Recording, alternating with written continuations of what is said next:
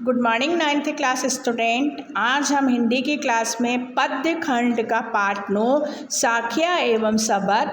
पाठ का नाम है साखियाँ एवं सबद और किसके द्वारा लिखा गया? ये कबीर दास जी के द्वारा लिखा गया। कबीर मानव कल्याण का संदेश देते हुए कहते हैं कि मनुष्य की भावनाएं और उसका आचरण ही सामाजिक समरसता का संचार करते हैं। वह प्रेम की महिमा, हृदय की उदारता, ज्ञान की गरिमा, सबके प्रति समभाव और उच्च कर्मों पर क्या देते हैं? बल देते हैं। सर्वव्यापी परमात्मा की प्राप्ति के लिए भटकने की आवश्यकता नहीं। वो तो घट घट वासी। अब वो कह रहे हैं कि हमको भगवान के लिए इधर उधर भटकने की आवश्यकता नहीं, वो तो कहाँ बसे? हमारे मन में बसे। कबीर मानते हैं कि ज्ञान प्राप्ति हेतु ही माया जनित भ्रम दूर हो जाता है और मानव हृदय में प्रेम भाव क्या हो जाता है? भर जाता है और मन का सभी छल कपट दूर हो जाता है और इससे हम अब जो हमारे मन में छल कपट है वो सब क्या हो जाता है? दूर हो जाता है। कैसे हो जाता है? परमात्मा की भक्ति करने से। मान सरोवर सुबर जल हंसा केली कराए, मुक्ता फल मुक्ता चुगे, अब उड़े अंत नाही जाए। अब इसमें परमात्मा के मिलने पर होने वाले आनंद क्या है? वर्णन किया। परमात्मा के मिलने पर मन रूपी मानसरोवर प्रेमी रूपी जल से पूरी तरह क्या हो चुका है? भर गया है और इस सरोवर में जीव रूपी हंस क्या कर रहे हैं? विहार कर रहे हैं और जीव को वहाँ चुगने के लिए मोक्ष रूपी क्या मिल रहे हैं? मोती मिल रहे हैं। अब मुक्त जीवन कहीं और जगह नहीं जाना चाहता, वह तो वहीं पर क्या हो गया है? रम गया है। अब इसका सेकंड वाला देखेंगे। प्रेम ढूंढत में फिरूं, प्रेम मिले न कोई, प्रेमी को प्रेमी मिले, सब विष अमृत होई। अब यहाँ सच्चे प्रेम के महत्व को स्पष्ट किया है। कवि कहते हैं कि मैं इस संसार में सच्चे प्रेम को तलाश करता क्या कर रहा हूँ? घूम रहा हूँ, परंतु मुझे कोई सच्चा प्रेम करने वाला नहीं मिल रहा है। सच्चा प्रेम करने वाला जब सच्चा प्रेमी मिल जाएगा तो उससे हमको द्वेष, कटुता का सभी जहर क्या हो जाएगा? समाप्त हो जाएगा और हृदय में अमृत का आनंद क्या हो जाएगा? भर जाएगा और तब वो प्रेम में आनंद में क्या हो जाएंगे? डूब जाएंगे। अब थर्ड वाला देखें।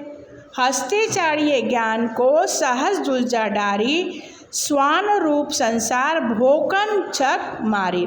अब यहाँ पे साधना के द्वारा ज्ञान अर्जित करने पर जोर दिया है। कबीर कहते हैं कि प्राणी को आसन बिछाकर सहज साधना से ज्ञान प्राप्त करना चाहिए।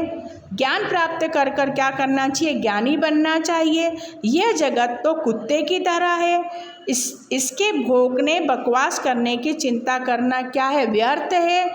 यहाँ वह थककर अपने आप ही चुप हो जाता है। अब कबीर दास जी क्या कहते हैं कि हमको तो आसन बिछाकर हमारी क्या करना चाहिए? साधना करना चाहिए। लोग भले कुछ भी कहें, है ना, ठीक उसी प्रकार से जैसा कुत्ता क्या करता है? भोंकता है, बकवास करता है, तो उसकी हमको चिंता नहीं करना चाहिए। वो तो कुत्ता भौंककर थककर अपने आप ही क्या हो जाएगा? चुप हो जाएगा। फोर्थ वाला देखो। पखा पखी के कारणे सब जग रहा बुलान, निरपंख होय के हरि भजे सोए जंत सुजान। अब यहाँ बताया गया है कि पक्ष विपक्ष के झंझट से दूर रहने वाले प्राणी ही श्रेष्ठ होते हैं। पक्ष और, अब देखेंगे अब इसकी व्याख्या। पक्ष और विपक्ष के कारण यह समस्त जगत भ्रम में पड़ गया है। संसार में विग्रह की जड़ विपक्ष को क्या कर रही है? बांट रही है। जो प्राणी इस पक्ष तथा विपक्ष के जंजाल से छूटकर निरपक्ष भाव को क्या कर रहा है? फैला रहा है और परमात्मा को याद करते हुए वो क्या बन रहा है? चतुर और ज्ञानी बन रहा है। 5 नंबर का देखेंगे। ऊंचे कुल का जन्मिया, जे करनी उच्च न होवे, सुब्रन कलसार सूरा भरा साधु निंदा सोए। अब यहाँ पर कर्म की महिमा का बखान किया है। कवि कहते हैं कि यदि अच्छे काम नहीं करते हैं तो उनको उच्च कुल में जन्म लेने से क्या लाभ। अगर कोई अच्छा कर्म नहीं करता तो उसको ऊंचे कुल में जन्म लेने से कोई मतलब नहीं है। यह तो वही स्थिति है जैसे घड़ा सोने का हो लेकिन उसके अंदर मदिरा भरी हो। इसको तो सज्जन पुरुष बुरा ही मानेंगे। अगर एक घड़ा है उसको सोने का लेकिन उसके अंदर क्या भरी, मदिरा भरी है, तो लोग तो उसकी क्या करेंगे, बुराई ही करेंगे। आशा यह है कि ऊंचे कुल में जन्म लेना तभी सार्थक होगा जब हमारे कर्म क्या होंगे, अच्छे होंगे। आज की क्लास में बस इतना ही।